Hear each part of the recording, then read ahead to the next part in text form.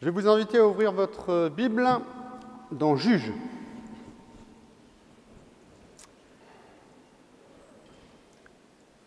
Juges. Alors pendant que vous cherchez, Juges, c'est un livre qui se situe entre après la conquête de la terre promise par Josué et les peuples d'Israël et le premier roi d'Israël, Saül.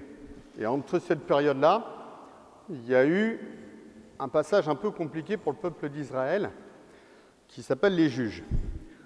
Pour resituer rapidement, donc Josué, successeur de Moïse, donc ils ont fait l'esclavage, Moïse est venu, il les a délivrés avec le Seigneur, ils ont fait 40 ans dans le désert et ils arrivent au pays de Canaan, la terre promise.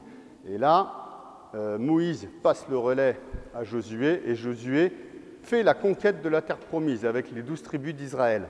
Okay, ils l'ont conquis, ça y est, là on est là, ils l'ont conquis. Maintenant, Josué va mourir et à sa fin, il réunit tout le peuple d'Israël, tous les représentants. Il leur dit, voilà, maintenant vous devez vous installer dans ce pays, vous devez éliminer tous les Cananéens, éliminer les faux dieux, prendre possession de ce pays, vous y installer et adorer le Seigneur. Et donc normalement, j'imagine que dans ce qui devait être écrit dans le livre des Juges, c'était donc cette conquête glorieuse avec le Seigneur. Ce n'est pas du tout ce qui est écrit dans le livre des Juges. Ce qui s'est passé, c'est que dès le premier chapitre, à peu près vers la moitié, on se rend compte que Israël ne respecte déjà plus ce qui a été dit par Josué et ce qui a été conclu en alliance avec l'Éternel. C'est-à-dire qu'ils ont laissé vivre des Cananéens avec eux. Ils sont restés avec eux, ils se sont mélangés avec eux, et pire, ils ont adopté leurs coutumes, à savoir adorer des faux dieux, les Baals, les Asherah, Astartés, etc. Et donc du coup, on va rentrer dans un cycle, et tout Juge, si vous lisez tout Juge, vous allez voir, c'est ça, c'est Israël se tourne vers les idoles, un malheur va s'abattre sur eux, souvent c'est une invasion d'un peuple ennemi. Du coup, Israël, comme ils sont persécutés, ils vont crier à l'Éternel. L'Éternel va leur envoyer un libérateur, qu'on appelle un juge, qui va les sauver, qui va les guider. Israël est délivré. Et on retourne au premier point. Israël retourne vers les idoles. Un nouveau malheur s'abat, etc., etc. Et tout le livre des juges, c'est ça. Si ce n'est que plus on avance dans le livre des juges, plus ça devient de pire en pire. Et à tel point que le livre des juges se finit par ce verset, on est dans Juges 21 au verset 25. Non, n'y allez pas, c'est pas là qu'on va. Je vous le dis, Juges 21 verset 25, c'est le dernier verset du livre. C'est « En ce temps-là, il n'y avait point de roi en Israël, chacun faisait ce qui lui semblait bon. » C'est-à-dire n'importe quoi. Nous, on va aller dans Juges 6. On va regarder un des juges d'Israël que vous connaissez, qui s'appelle Gédéon. Donc je vous laisse aller dans Juges 6, et on va prendre le verset 1. Et je vais essayer de parler moins vite.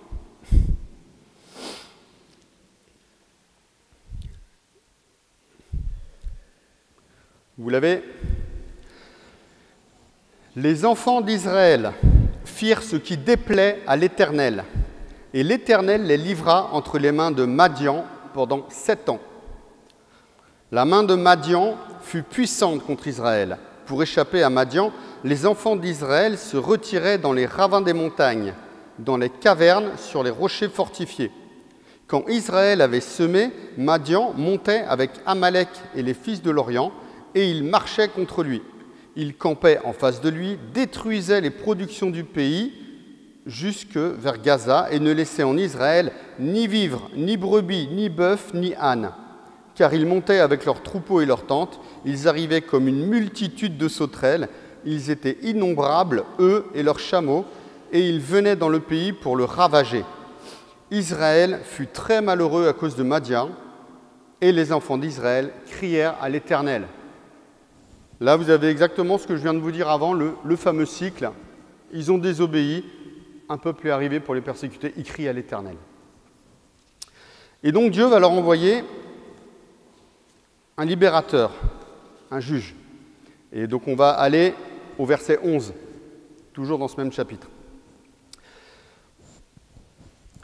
Puis vint l'ange de l'Éternel, et il s'assit sous le térébinthe d'Ophra, qui appartenait à Joas, de la famille d'Abiézer. Gédéon, son fils, battait du froment au pressoir, pour le mettre à l'abri de Madian. L'ange de l'Éternel lui apparut et lui dit « L'Éternel est avec toi, vaillant héros !» Gédéon lui dit « Ah, mon Seigneur, si l'Éternel est avec nous, pourquoi toutes ces choses nous sont-elles arrivées? Et où sont tous ces prodiges que nos pères nous racontent quand ils disent « L'Éternel ne nous a-t-il pas fait monter hors d'Égypte? Maintenant l'Éternel nous abandonne et nous livre entre les mains de Madian. » L'Éternel se tourna vers lui et dit « Va avec cette force que tu as et délivre Israël de la main de Madian. N'est-ce pas moi qui t'envoie ?» Gédéon lui dit « Ah, mon Seigneur, avec quoi délivrerai-je Israël? Voici ma famille est la plus pauvre en Manassé, et je suis le plus petit dans la maison de mon père. » L'Éternel lui dit « Mais je serai avec toi, et tu battras Madian comme un seul homme. » Gédéon lui dit « Si j'ai trouvé grâce à tes yeux, donne-moi un signe pour montrer que c'est toi qui me parles. » Et on va arrêter ici la lecture, parce qu'on va s'intéresser sur la réaction de Gédéon. Donc l'ange de l'Éternel appelle Gédéon et il lui dit « L'Éternel est avec toi, vaillant héros. » Donc c'est plutôt flatteur, surtout que Gédéon n'a encore rien fait, à part battre du froment en cachette.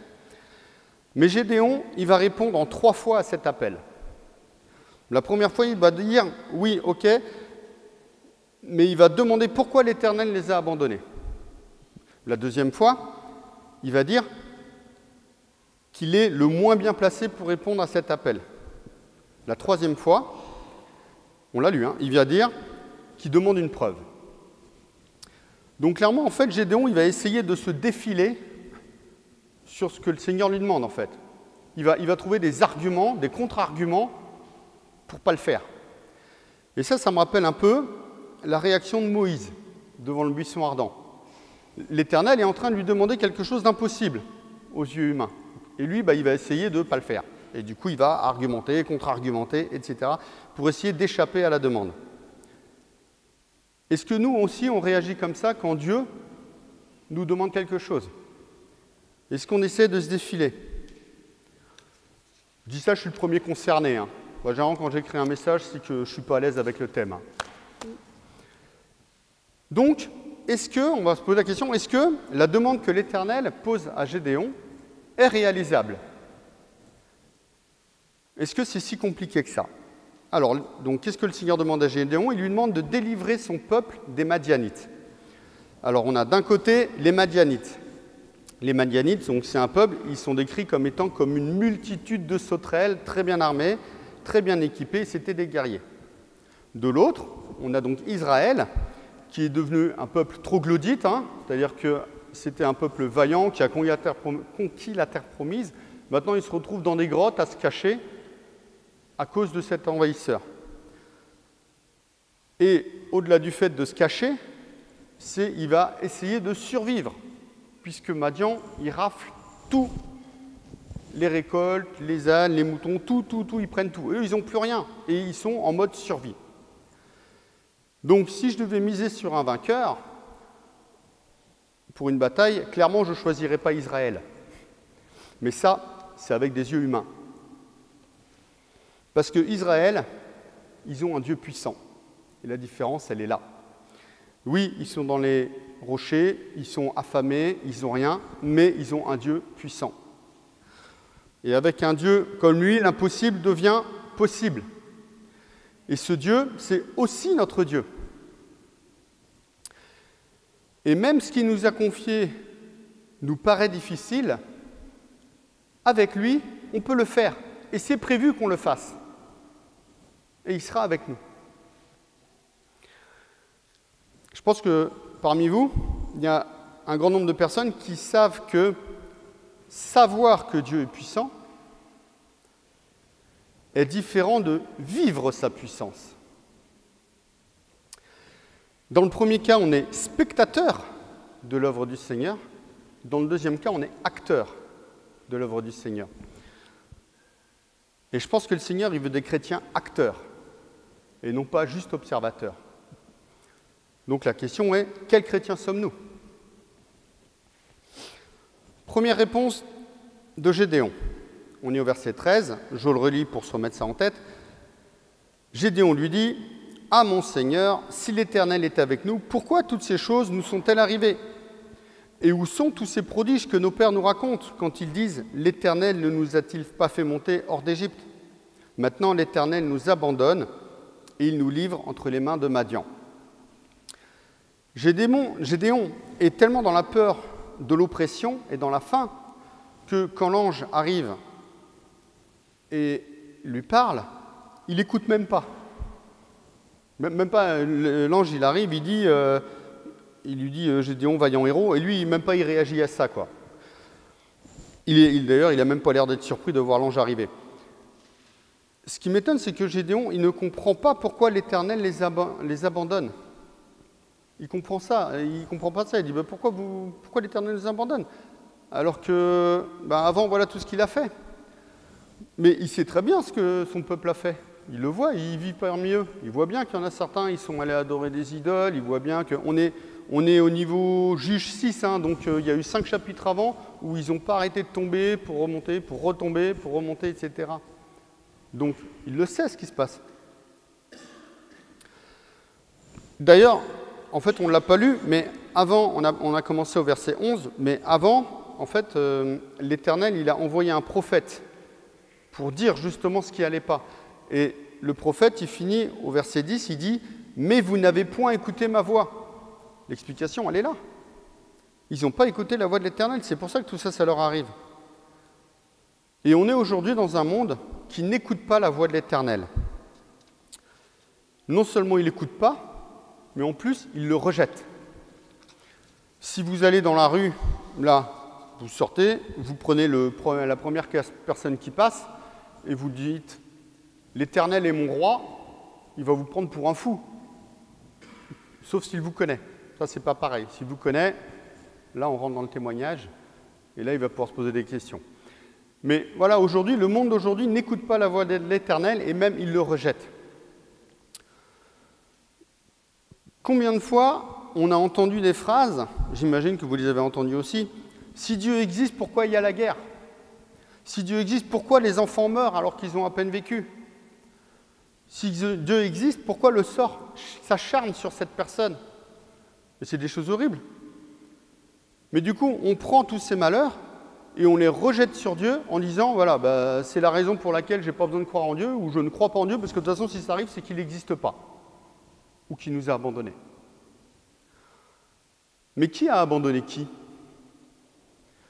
Dieu, il a toujours voulu vivre avec ses créatures.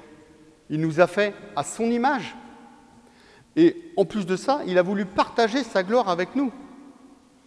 Et qu'est-ce qui s'est passé? Les hommes ont rejeté leur créateur. Nous l'avons rejeté. Et une créature sans créateur, comment est-ce que vous voulez que ça marche? Par le choix de l'homme. Alors, je ne vais pas tout mettre sur Adam, je pense qu'on a notre part de responsabilité aussi. Mais donc, par le choix de l'homme, la vie a été complètement déréglée. On a perdu notre proximité avec le Seigneur. On a perdu la relation avec lui. Et pour la retrouver, il a fallu que Jésus vienne se sacrifier sur la croix pour nous. Il a fallu son sacrifice pour pouvoir retrouver ce lien. Mais on reste des êtres imparfaits dans un monde imparfait, plein de peine, plein de douleurs et de corruption, même si nous sommes des enfants de Dieu.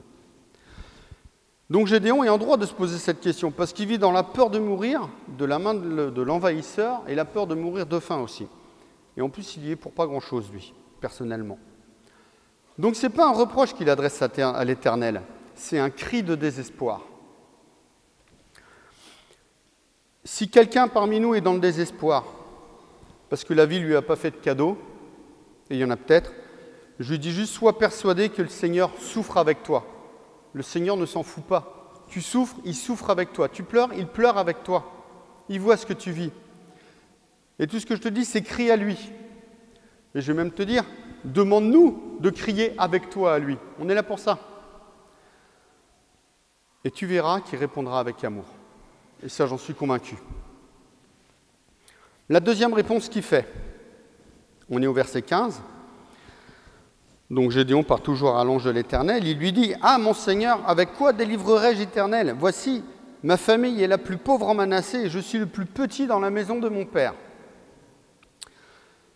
Donc là, l'Éternel lui demande de délivrer Israël de la main de Madian.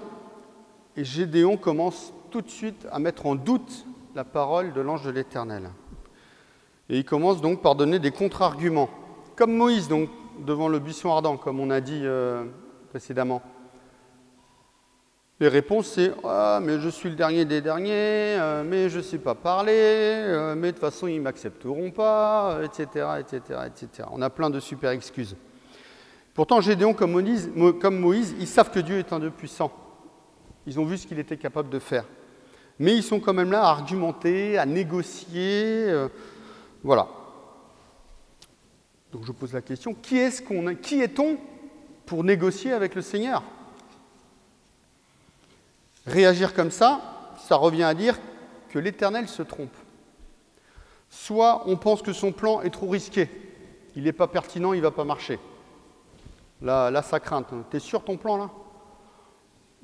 Dans ce cas-là, on pense être supérieur à ses pensées, du coup.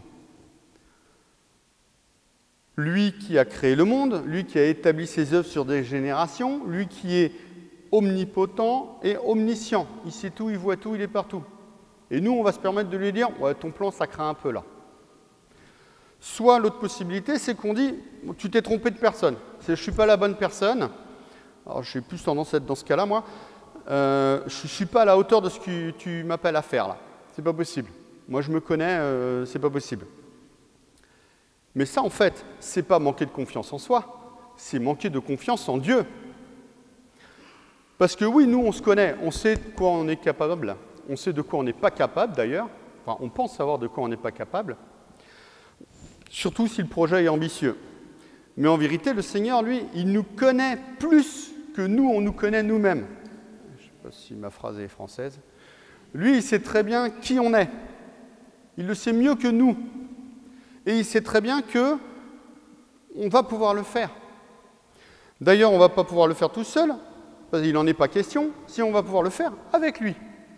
Donc on a un soutien, on a un rocher omnipotent, qui connaît tout, et il est avec nous, il est derrière nous, il est là pour nous aider. Et c'est d'ailleurs pour ça que l'ange de l'Éternel, il dit à Gédéon, « L'Éternel est avec toi, vaillant héros. » Je vous rappelle, Gédéon, il n'a encore rien fait, hein. Mais là, l'ange, il l'appelle « vaillant héros ». Pourquoi? Parce qu'il sait très bien ce que Gédéon va être capable de faire et va faire. Et effectivement, avec le Seigneur, Gédéon sera un vaillant héros. Et donc, ce qui est une certitude, c'est que l'Éternel nous appelle aussi, nous, en nous disant « vaillant héros ».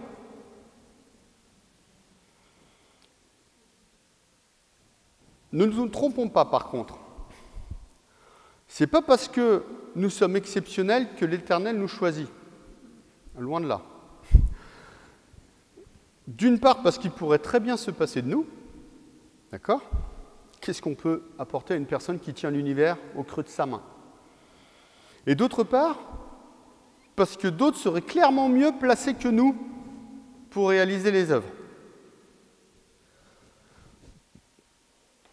Moi, quand je vous vois dans l'Église, quand je vois certains prier, quand je vois certains être fidèles, quand je vois certains avoir une maîtrise de soi, quand je vois certains qui témoignent auprès des gens, je me dis, mais je suis tout petit par rapport à ces gens-là. Pourquoi ce n'est pas eux qui sont à ma place? Qu'est-ce que je fais là, moi? Eh bien, parce que ce n'est pas à moi de choisir. C'est l'Éternel qui choisit. Et le Seigneur, il a décidé de vous placer, vous, à certains endroits. Et ce n'est pas à vous de dire, oui, mais lui mériterait mieux. Non, non, si le Seigneur il t'a mis toi là, c'est qu'il y a une raison.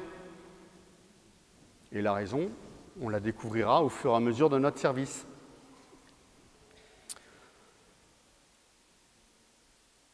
Troisième réponse, la preuve. Donc là, on est au verset 17. Gédéon lui dit, « Si j'ai trouvé grâce à tes yeux, donne-moi un signe pour montrer que c'est toi qui me parles. » Donc là, Gédéon, ça fait 15 minutes qu'il parle à l'Éternel. Moi, je dis 15 minutes, hein, j'en sais rien, j'y étais pas, je n'ai pas chronométré, mais... Donc 15 minutes, il est en train de parler à l'Éternel. Et au bout de 15 minutes, il dit, tiens, au fait, tu peux pas me donner une preuve pour savoir si c'est bien l'Éternel qui est en train de me parler là? Mais il va plus loin. Quand on lit la suite du récit, donc déjà en fait il va faire ce que l'Éternel lui demande. L'Éternel lui dit, tu vas raser le poteau d'Achéra et un temple de Baal à côté. Et lui, Gédéon, bon, il va dire ok, donc il va demander une preuve, il va y aller, il va le faire, mais de nuit, hein, parce que pour être discret, pour pas avoir de soucis derrière. Et en fait, les gens, évidemment, s'en sont tous rendus compte le matin, et du coup, ils voulaient le tuer parce qu'il a fait ça, mais au final, il y en a un, il a dit oui, mais non, mais le temple de Baal, c'est à Baal de se faire justice lui-même. Et donc, ils vont donner à Gédéon le surnom de Jérubal. Et ensuite, donc voilà, il a fait ça. Et ensuite, donc, il y a tout le peuple de Madian avec tous ses alliés qui vont se réunir, qui vont camper pour faire une nouvelle invasion d'Israël. Et là, du coup, Gédéon va sonner la trompette, il va appeler des peuples autour de lui à venir, ils vont tous venir. Et donc là, il y a une bataille qui va se préparer. Okay, et là, Gédéon va demander une autre preuve au Seigneur. Il va lui dire, bon, je te demande une autre preuve pour savoir si c'est bien moi qui dois délivrer Israël de la main de Madian. Et il va faire ce qu'on appelle poser sa toison. Une expression très courante chez les chrétiens. Donc en fait, il va poser une toison au sol, il va dire voilà ce qui va se passer. Si tu veux vraiment que ce soit moi qui délivre Israël, hein, si vraiment c'est moi, hein, je vais mettre une toison. Demain matin, il y a de l'eau partout sur le champ, sauf sur la toison, avec la rosée du matin. C'est ce qui se passe. Donc il dit ok, d'accord. Je vais redemander un autre signe maintenant, je vais laisser cette toison. Par contre, il faut que demain, ce soit tout le champ qui soit sec et que la toison où il y a de la rosée dessus. On a perdu 2 jours. Hein. Et donc c'est ce qui s'est passé. Ça, c'est typiquement humain. Seigneur, tu veux que je le fasse? Tu veux que je fasse ça? Ok, mais donne-moi un signe. Comme ça, on ne se mouille pas trop. Hein. On dit, on se donne bonne conscience. On dit, voilà, non, j'ai pas dit non. Hein. Et j'ai pas dit non. Hein. J'ai dit, ok, Seigneur, on va le faire, mais tu montres un signe, donc j'ai pas dit non. Et puis de toute façon, on va attendre un signe qui, de toute façon, sera tellement évident que quand bien même on ne voudrait pas y aller, on ira. Et le Seigneur, dans son immense patience, il répond. Il envoie un signe. Mais est-ce que c'est ça que le Seigneur attend de nous dans notre appel? Et j'ai même envie de vous poser la question, elle est où notre foi là-dedans? On veut une preuve, elle est où la foi? Les signes et les miracles, pardonnez-moi, mais sont souvent pour ceux qui sont faibles dans leur foi. Quelqu'un qui ne connaît pas le Seigneur, un miracle, c'est quelque chose d'extraordinaire, ça va l'interpeller, voilà. Mais nous, on est chrétiens, on a choisi le Seigneur, on connaît la Bible, on connaît le Seigneur, on connaît ses enseignements. Est-ce qu'on a besoin de ces miracles et de ces signes? Est-ce qu'on a besoin de voir des prodiges? Est-ce qu'on a besoin de voir un miracle pour croire le Seigneur? On n'a pas besoin de ça. On a la parole de Dieu, on a une relation avec lui. On a la prière, on a le Saint-Esprit qui nous interpelle et qui nous guide. On a juste à lui obéir. Est-ce qu'on a vraiment besoin d'une toison pour faire ce que nous demande l'Éternel? Gédéon, en fait, par la suite, on ne l'a pas lu, mais après, donc il va aller faire cette bataille. Mais après, il a arrêté de faire ses demandes, de faire des signes, de demander des preuves, des choses comme ça. Il a arrêté. Il a compris. Le Seigneur lui a répondu. Il a compris. Il arrête. Et ce qui va se passer, c'est que Dieu va le mettre à l'épreuve. C'est un peu comme si avant, Dieu lui disait « Tiens, tu vas faire ça ». Lui, il dit « Ouais, ok, mais alors du coup, montre-moi et tout ». Maintenant, il dit « Ok, t'as compris ? Ben, on va voir si tu as vraiment compris ». Et qu'est-ce qui va se passer? Il va le mettre à l'épreuve par rapport au nombre de personnes pour aller affronter le peuple de Madian. Parce que oui, on demande des signes au Seigneur, mais à un moment, il va falloir lui prouver, lui montrer qu'on a confiance en lui, lui montrer qu'on a foi en lui. Il avait 30 000 hommes. Gédéon, quand il a sonné la trompette pour réunir tout le monde. 30 000 hommes. L'Éternel va lui demander de les trier, il va en enlever plusieurs, et il va se retrouver avec 300 personnes. Il passe de 30 000 à 300, pour affronter une armée qui fait 120 000 hommes. Déjà 30 000, ce n'était pas gagné, mais 300... Et bien pendant que l'Éternel disait à Gédéon, ils sont encore trop nombreux, une première fois à 10 000, une deuxième fois, et bien Gédéon ne dit rien. Juste il fait. Il dit là on est 30 000, on est trop nombreux, ok. Là on est 10 000, on est encore trop nombreux, ok. Là on est 300. Bon on y va, c'est parti. Il a enfin compris, il a lâché prise, il laisse la place à l'Éternel, il lui fait confiance. Lâcher prise pour obéir au Seigneur, pour lui laisser la place, lui faire confiance, c'est ce qu'ont fait les plus grands personnages de la Bible. J'en ai cité quelques-uns, Noé, Abraham, Joseph, Marie, Paul, ces personnes-là, le Seigneur est intervenu, il leur a demandé quelque chose, ils n'ont même pas sourcillé, tout de suite ils ont accompli, tout de suite ils ont fait. Ils n'ont pas demandé une preuve, ils n'ont pas demandé un délai de réflexion, non, ils y sont allés. Le Seigneur pourtant leur a demandé des choses qui allaient à l'encontre du raisonnement humain. Et ils l'ont fait. Pourquoi ? Parce qu'ils avaient foi en lui. Un petit témoignage me permet, j'étais au camp de Saint-Père, c'était il y a 2 ans. J'en ai déjà parlé à Renaître. Et donc c'est un camp de jeunesse, voilà, on accueillait une quarantaine d'ados. Au premier jour, les 40 ados sont arrivés d'un coup, parce qu'ils arrivaient en bus, d'habitude ils arrivaient au fur et à mesure, on avait le temps de les placer, etc. Là ils sont arrivés tous d'un coup, bam, 40 jeunes d'un coup, des ados, hein, donc effrayants, avec des cheveux, des tenues, des portables et tout, vraiment de quoi avoir très peur. Et moi du coup, là, je me dis, le Seigneur m'a demandé d'être directeur de ce camp-là. Je ne veux pas, hein.